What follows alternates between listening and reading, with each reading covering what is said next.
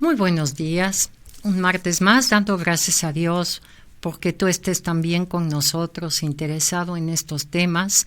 Nos presentamos a ti con el tema de la Eucaristía, hablando hoy, metiéndonos un poquito a lo que es en sí nuestra participación plena, consciente y activa en la celebración eucarística.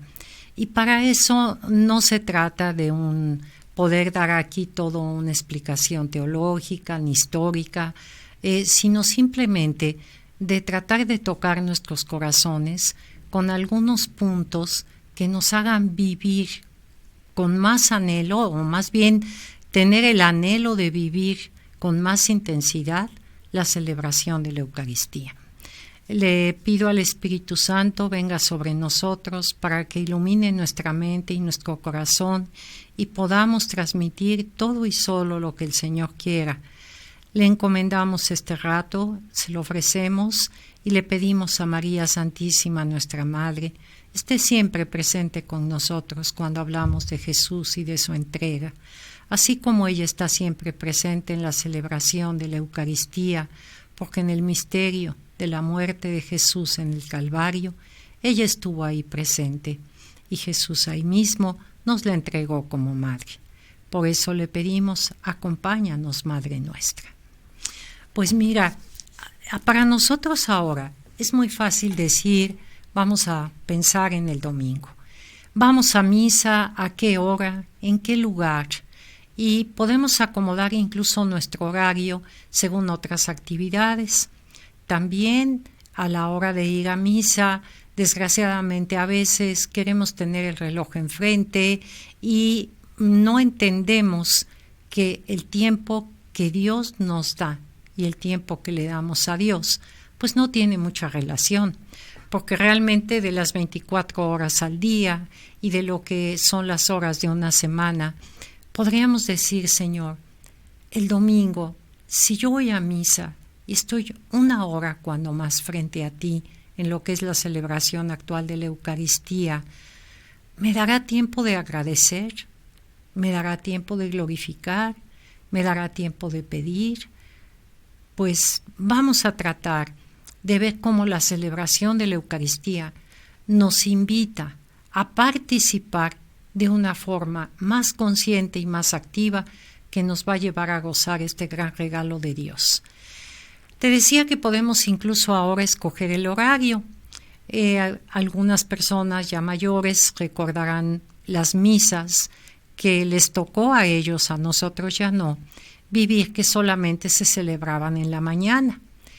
Después del año 1955, su Santidad Pío XII permitió las celebraciones de las misas vespertinas y ahí se empezó a abrir el horario de las misas, a tal grado que ahora, pues diría yo como una expresión mía, no hay pretexto de que te quedes sin el gozo de la Eucaristía, porque desde las 7 de la mañana hasta 8:30 de la noche, si tú te pones a ver, se celebra la Eucaristía en muchos lugares.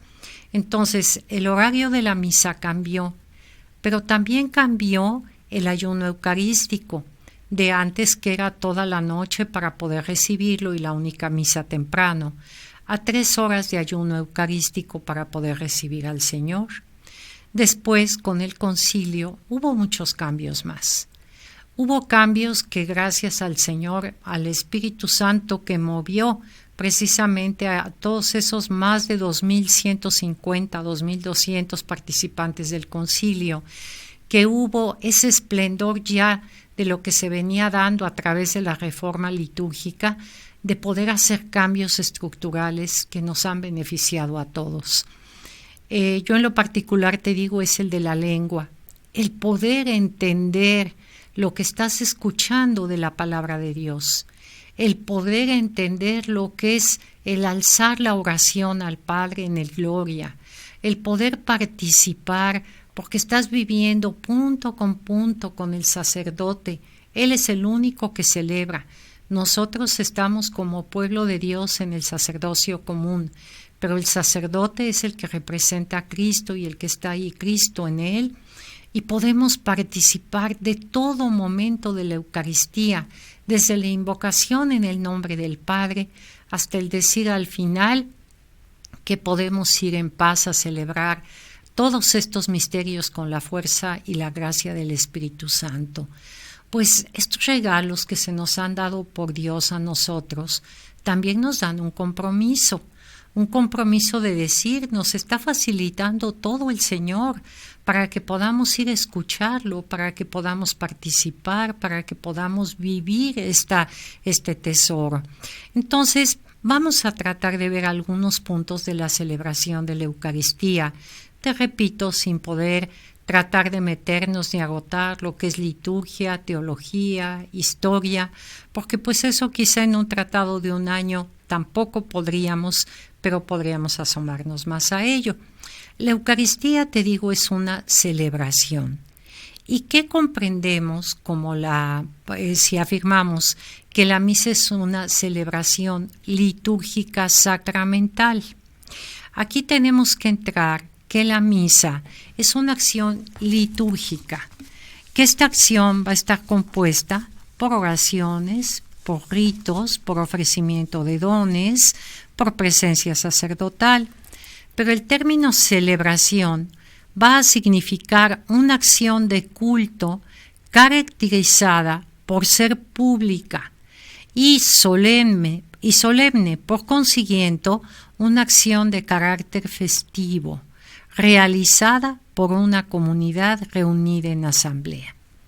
Entonces, es una celebración festiva, es una celebración comunitaria, es una celebración realizada únicamente por la Iglesia, ¿sí?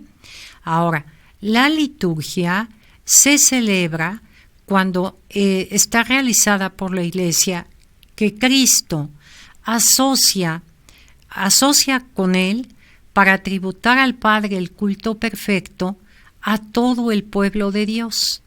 Y de esa manera, toda la Iglesia le damos culto a Dios y también va a pedir Cristo la santificación de los hombres.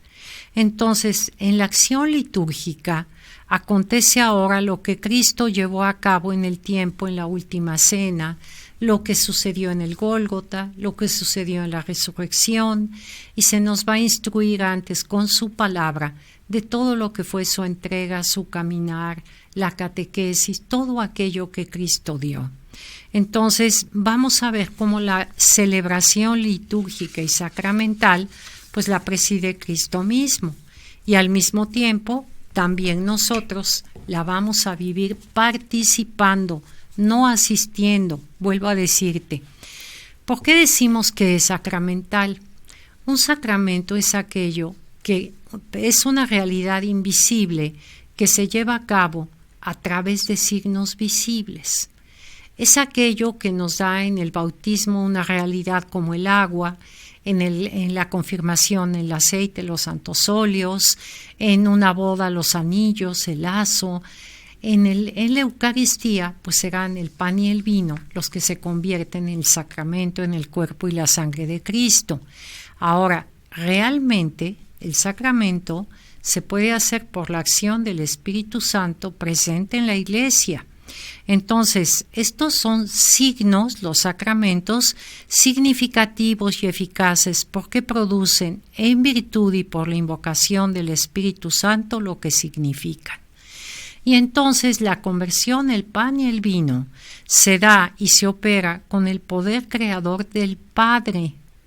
El Padre es el del poder creador. Hágase la luz, sepárense las aguas. Pero este poder creador se lleva a cabo por la palabra del Hijo, que es: tomad y comed, este es mi cuerpo. Y quien actúa el poder divino y da la fuerza es el Espíritu Santo invocado en la epíclesis, cuando el sacerdote pone las manos sobre el pan y el vino. Si te fijas, se realiza entonces una acción trinitaria: el poder del Padre, la palabra del Hijo y la acción del Espíritu Santo, la Trinidad. Es una celebración, por lo tanto, como te dije, sacramental. Ahora vamos a pasar al siguiente punto. es una celebración ritual. Te podrías preguntar, ¿qué es un rito? El rito nos va a llevar a entender la esencia del rito cristiano y su función consiste en actualizar en su estructura de gestos y palabras el acontecimiento cristiano fundamental, que tuvo desde el principio por obra de Cristo el rito de la consagración y nos lo hace presente. En la misa hay ritos en la celebración de la Eucaristía, que son signos y normas y leyes para poder celebrarla. En el rito cristiano, la comunidad, a través de estos signos visibles, nos vamos integrando a la realidad invisible de la presencia y el ofrecimiento de Cristo. Va a haber signos que son constantes, fórmulas sacramentales que no se pueden cambiar, elementos formales que no se pueden quitar. Entonces, ¿cuál podríamos poner el ejemplo?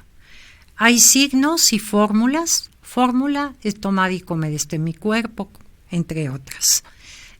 Signos, el pan y el vino para la Eucaristía, el agua en el bautismo, como te decía.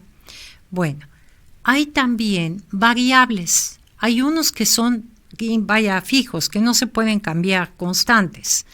Pero hay otros que son variables. Por ejemplo, hay algunos lugares en que en vez de estar de pie se arrodillan, quedándose arrodillado. Bueno, todos nos arrodillamos cuando es la consagración y al decir anunciamos tu muerte, aquí todo mundo se para. Hay lugares en la iglesia, en otros lados, que en su liturgia se quedan hincados hasta que termine el canon. Eso no cambia lo que es el rito ni la esencia de la celebración eucarística, ¿sí?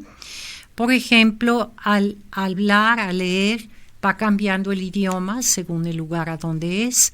Sin embargo, la palabra que la Iglesia marcó para ese día es proclamada en todos los lugares donde se celebra la Eucaristía. Entonces, vamos, la Iglesia es sacramental. La obra trinitaria, Padre, Hijo y Espíritu Santo, por obra del Hijo se recurre al Padre para pedir su bendición, su poder, su perdón, y el Espíritu Santo lo hace posible. Tiene signos y ritos, que son una parte fundamental y otra parte que puede ser variable, como las diferentes formas o costumbres en un determinado momento. Ahora, ¿qué es en sí? Lo importante también que entendamos que la misa es la celebración del misterio pascual. Tenemos una gran fiesta al año que celebra el Triduo Pascual, sí, y es precisamente el centro y el punto de nuestro año litúrgico. Pero tenemos el gozo de que cada Eucaristía va a realizarse ahí el misterio pascual. Vamos a seguir en ese misterio pascual lo mismo que hizo Cristo cuando vino al mundo y estuvo en sus 3 años de vida pública. Te recuerdo qué hizo.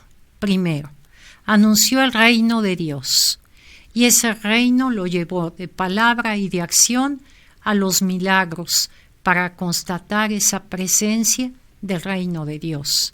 Luego, ya después que hizo Jesús, celebró la cena pascual y se quedó bajo las especies del pan y el vino. ¿Qué hizo después Jesús? Ofreció el sacrificio de su vida en la cruz. Y luego vino la resurrección y se consumó ahí la obra de la salvación. Entonces, ¿qué vivimos nosotros en la Eucaristía? Este misterio pascual. Empezamos en él cómo se anuncia el reino de Dios, la palabra, el llevarnos a todo ese recuerdo a través de la proclamación del Antiguo y del Nuevo Testamento. Luego la celebración de la Cena Pascual, en el canon el momento de la culminación de tomad y comed, este es mi cuerpo. Después se ofrece al Padre ahí, en ese momento, muriendo por nosotros en la cruz, pero no queda Cristo muerto, sino que anunciamos su muerte y proclamamos su resurrección. Y como cuerpo místico de Cristo continuamos la celebración de la Eucaristía. Estos son los misterios. El misterio pascual comprende el don de la Eucaristía, pero todo el misterio de la vida de Jesús vamos pasando por él dentro del año litúrgico con los diferentes tiempos que la Iglesia nos va instruyendo de la vida, muerte y resurrección de Jesús y la venida del Espíritu Santo y la formación en la Iglesia y la vivencia en la Iglesia. Ahora, todo esto se lleva a cabo porque Cristo es el sacerdote que ofrece, como te he dicho. El sacerdote que nosotros conocemos, ¿qué dignidad tiene? Porque es el representante de Cristo, sí, pero al mismo tiempo Él es el instrumento humano. Fíjate, nuestro querido Padre Manuel, Padre Alberto, Padre, como tú conozcas al sacerdote, fíjate la dignidad tan grande que tiene. Es el instrumento humano del que Jesús se sirve para ejecutar su sacerdocio. Por eso no puede haber celebración eucarística sin sacerdote. Puede haber proclamación de la liturgia de la palabra donde no hay sacerdote y pueden tener reserva eucarística, repartir la comunión, pero no puede haber consagración. Sin un sacerdote no puede haber una confesión en la cual se nos perdonen nuestros pecados, porque únicamente el sacerdote puede dar la absolución, como también el sacerdote es el único que puede consagrar. Por eso también queramos, valoremos y oremos por nuestros sacerdotes y pidamos insistentemente al Señor que mande obreros a su mies. Bueno, el Concilio de Trento nos afirma que es Cristo el que se ofrece en la misa por el ministerio de los sacerdotes, pero es Él mismo el que se ofrece con toda su sustancia y su ser.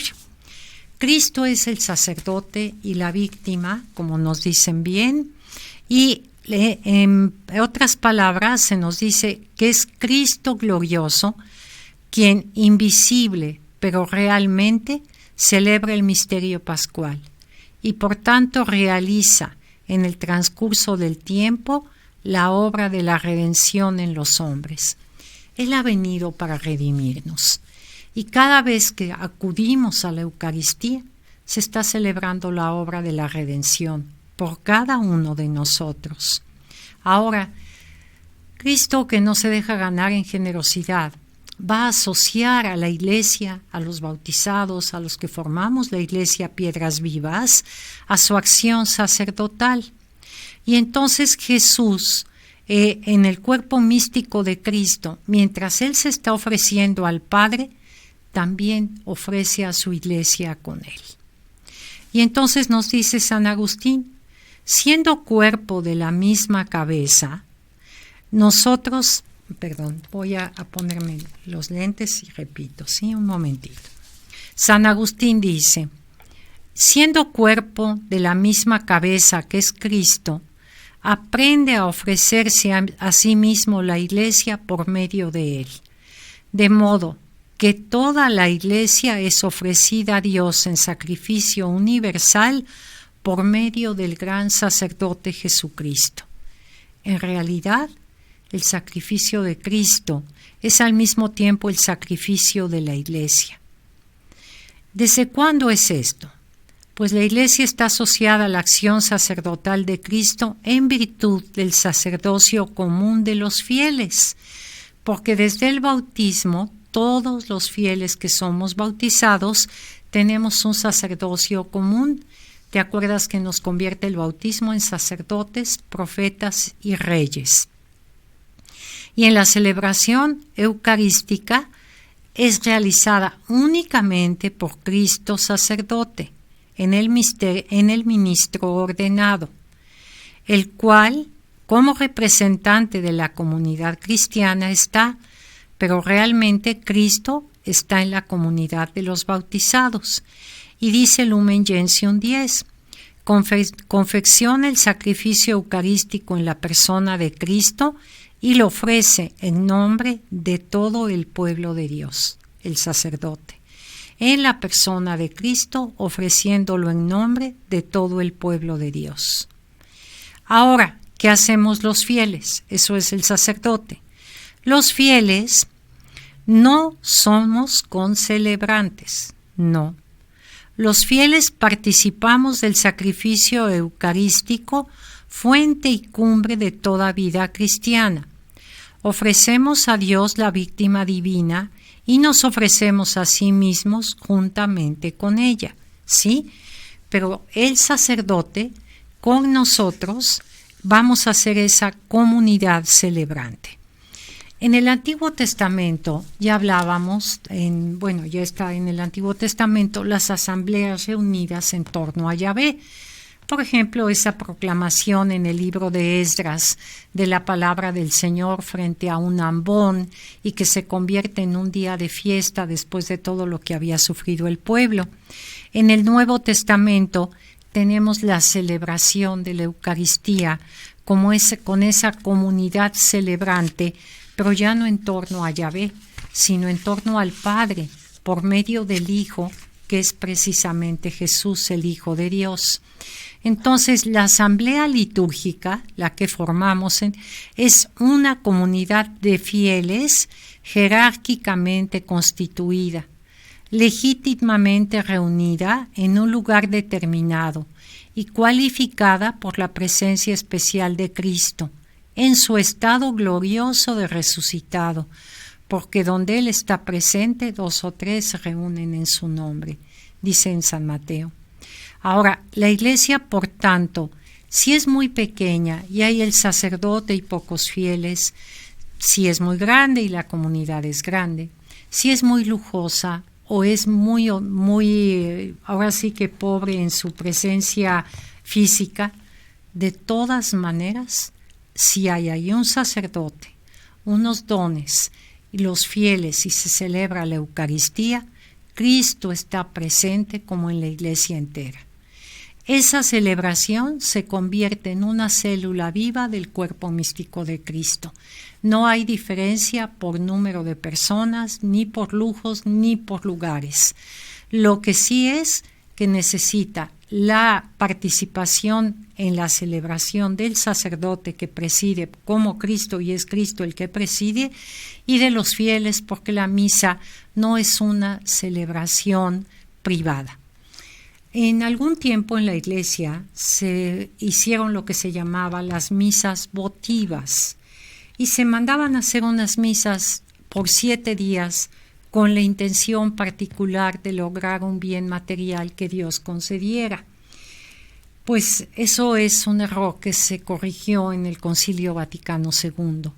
La misa es una celebración comunitaria y las intenciones que se apuntan, sean por vivos o sean por difuntos, sea una o sean muchas en la lista, el ponerlas ante el Señor tienen exactamente el mismo valor, porque se ponen ante el Señor por medio del ofrecimiento del sacrificio de Cristo en el altar.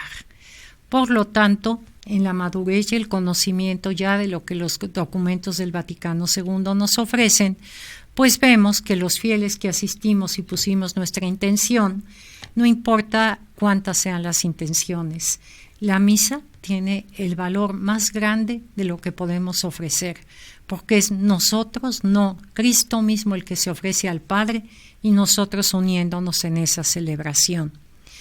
También te vuelvo a decir, dice el concilio, los fieles no asisten a la misa como un espectáculo, participan activamente en ella y no lo hacen como fieles individuales, sino como una comunidad celebrante, por lo que oran y ofrecen el sacrificio eucarístico unos con otros, con oraciones y respuestas en plural unos con otros.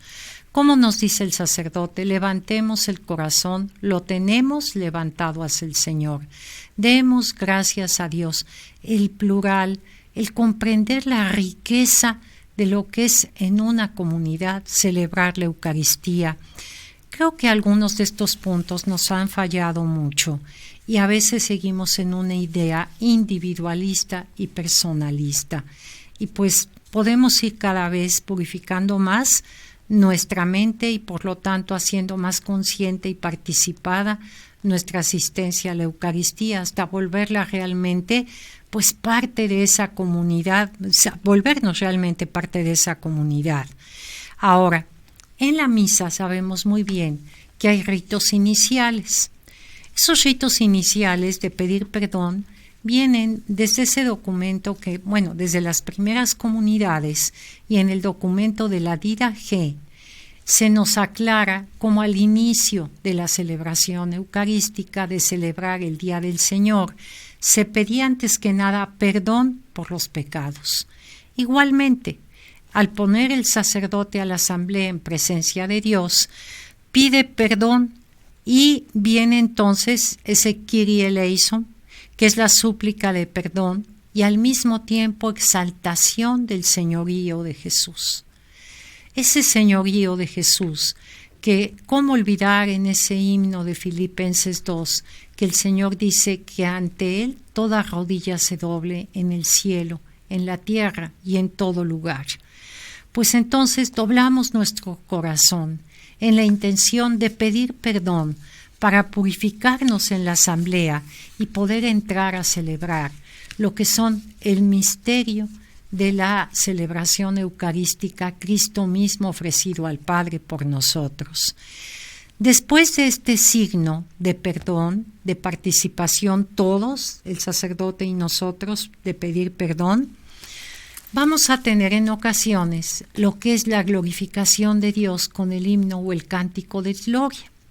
Fíjate que en la historia, este cántico de gloria, a veces en un inicio, se cantaba únicamente cuando era algo festivo, por ejemplo en Navidad, en la Epifanía, desde luego en Pascua, pero este himno inicial luego se extendió porque es una fiesta que celebramos todos los domingos del año.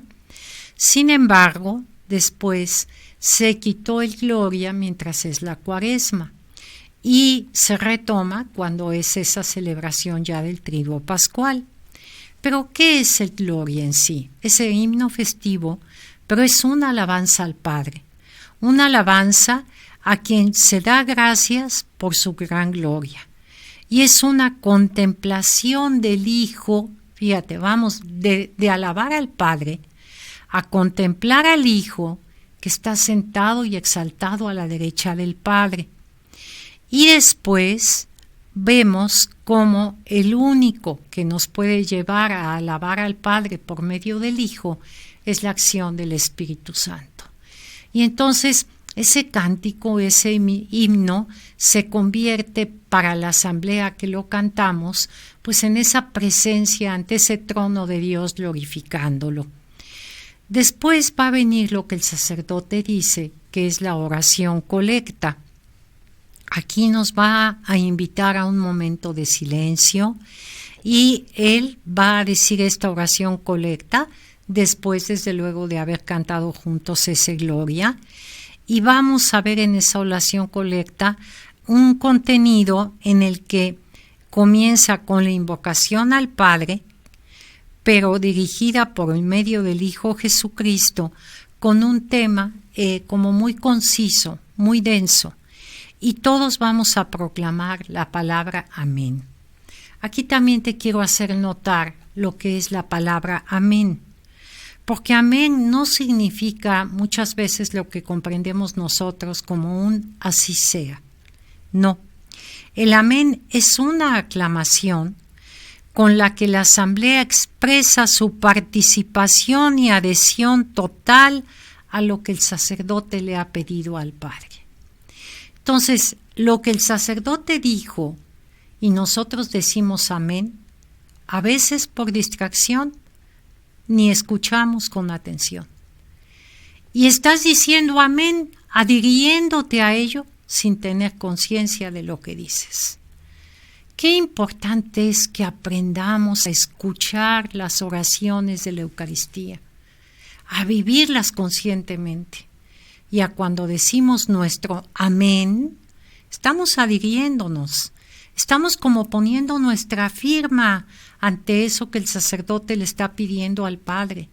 Le está pidiendo por la unidad de la Iglesia, por el Papa, por el fin de la pandemia, por la conversión de los pecadores, por lo que fuera la petición. Y en la oración colecta en torno a lo que se va a proclamar también en las lecturas, para beneficio de espiritual de los que acuden a la Eucaristía, nos estamos adhiriendo diciendo amén, diciendo un más de así sea, diciendo me comprometo a ello. Y estamos entonces dando una ratificación a lo que se dijo y firmando un compromiso, ¿sí? Va a haber en la misa 3 silencios. Aquí en la oración colecta, cuando es esto, hay un primer silencio. Y estos silencios también son para que nosotros podamos entrar en el misterio. Por ejemplo, cuando es la consagración, pues hay silencio en la Eucaristía, en la asamblea, y es el sacerdote el que toma la palabra. Bueno, pues después de lo que ha sido el rito inicial, el pedir perdón, el cántico de gloria, la oración colecta, va a iniciar una de las 2 partes que forman la celebración eucarística y que llamamos liturgia de la palabra. Y esa liturgia de la palabra, tú conoces muy bien de qué está formada, y viene a ser la proclamación de las lecturas con el salmo y la homilía. La Iglesia heredó la costumbre de la proclamación de la palabra que viene desde el Antiguo Testamento. ¿Qué se leía en el Templo de Jerusalén? Los libros de los profetas, los libros de la sabiduría después, ¿qué se leía dentro de la proclamación de la sinagoga? Pues toda la Torá.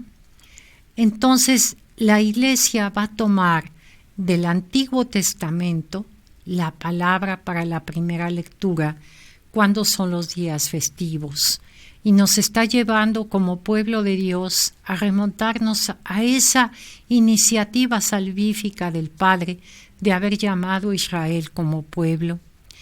En la liturgia de la palabra, la asamblea litúrgica se transforma en comunidad que escucha. Ahí tenemos que aprender a escuchar. Es en donde Dios actúa eficazmente con su palabra cuando da a conocer a la Iglesia su designio de salvación, su voluntad, y provoca de este modo la fe y la obediencia. ¿Cómo conocer, cómo amar lo que no conocemos? ¿Y cómo conocer aquello? Pues a través de que se nos diga, de la predicación, de escuchar la predicación, de conocerlo.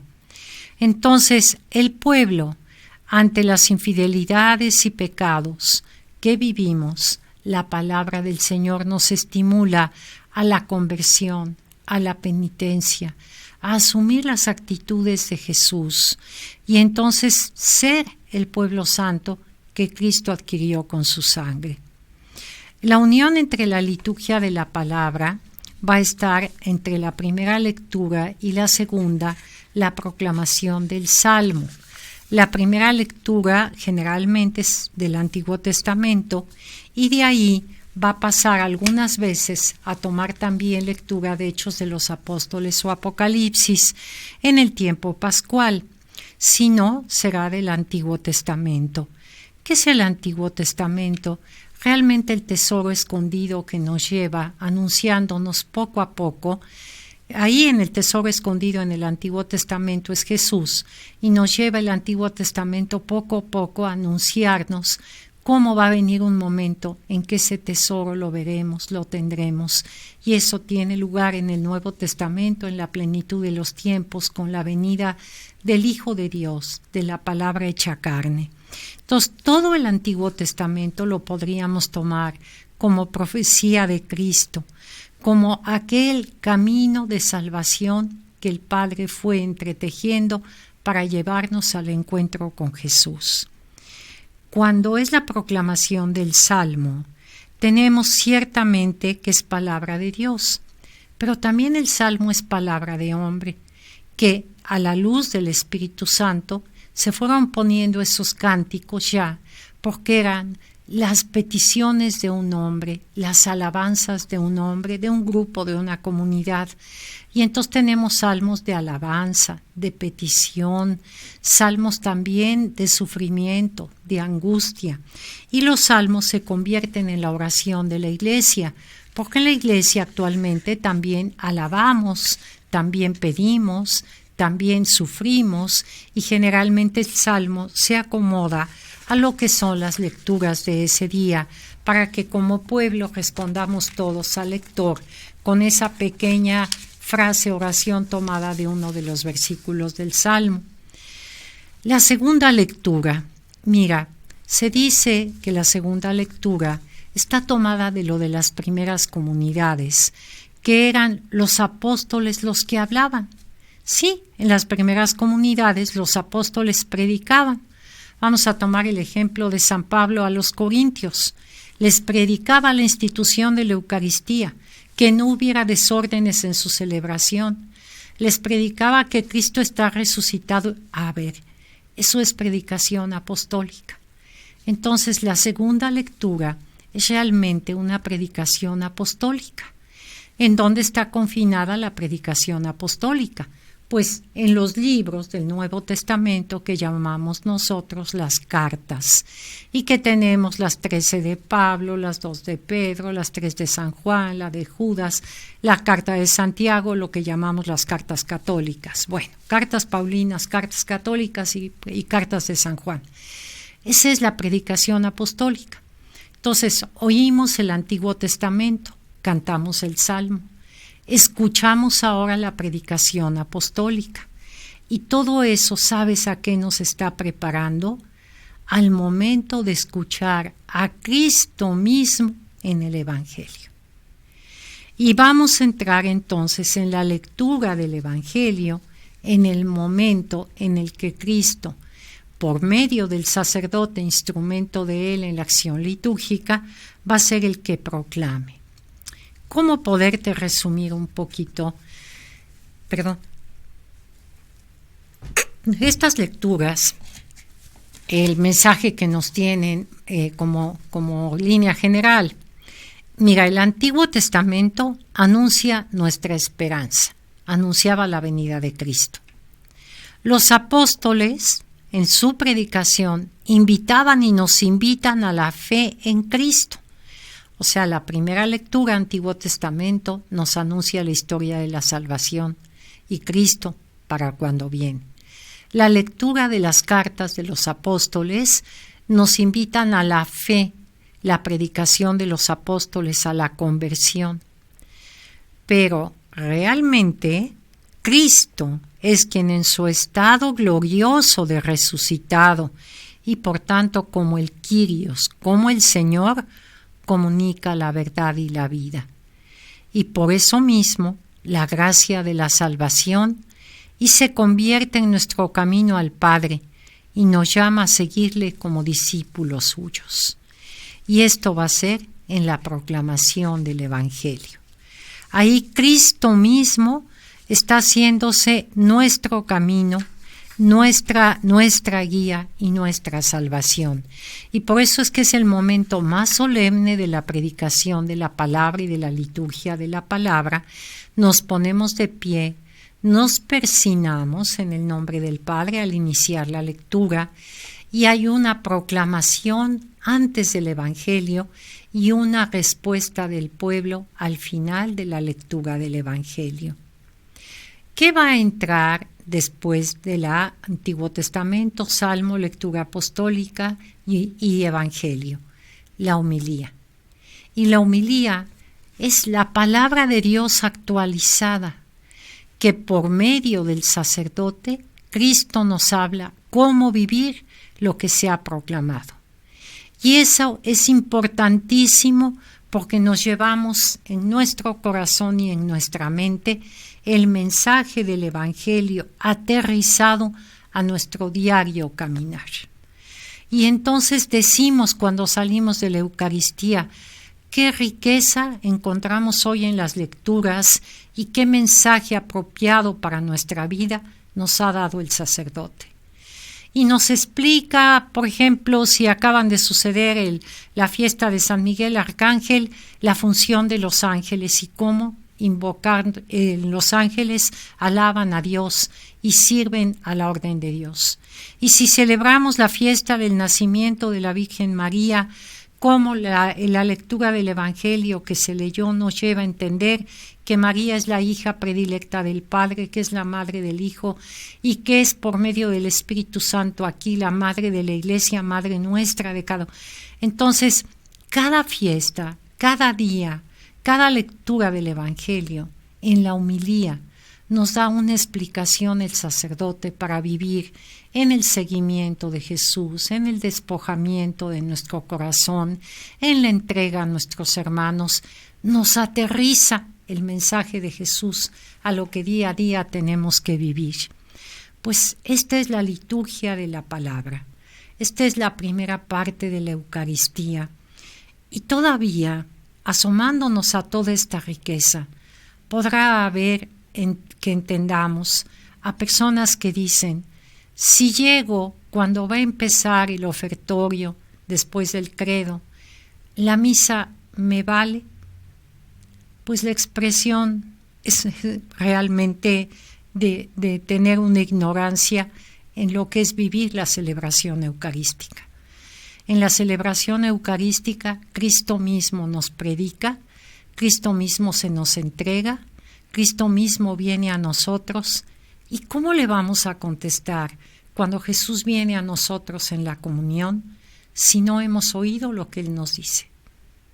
¿Y cómo vamos a vivir en una participación activa si no hemos entendido el plan de la historia de la salvación creado por el Padre para la venida de Jesucristo?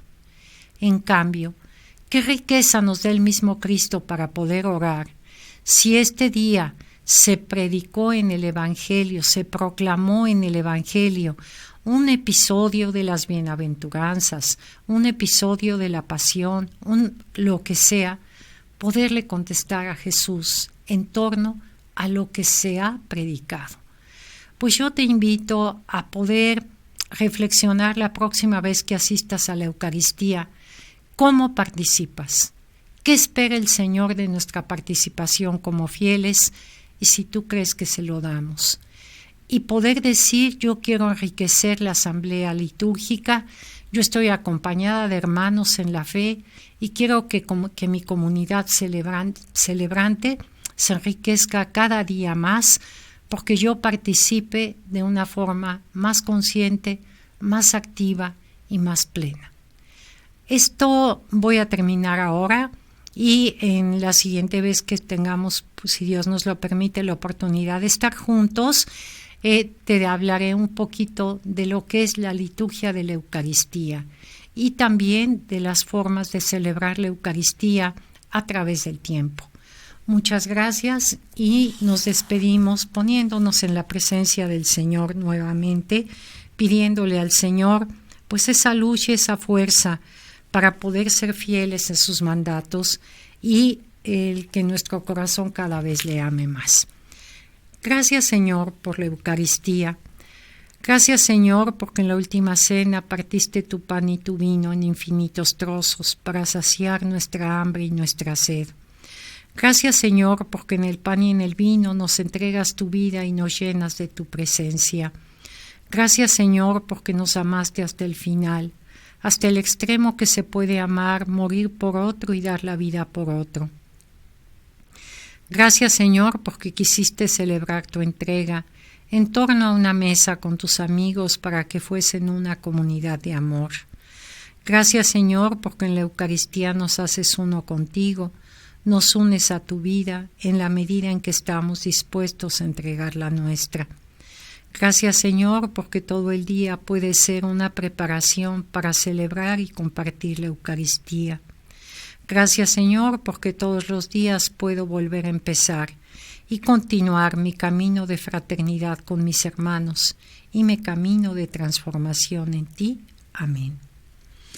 Pues yo te diría hoy también, gracias al Señor porque nos va a permitir participar hoy o mañana nuevamente en la Eucaristía.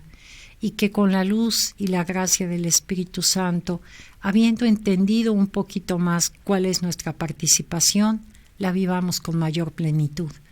Que Dios te bendiga y muchas gracias.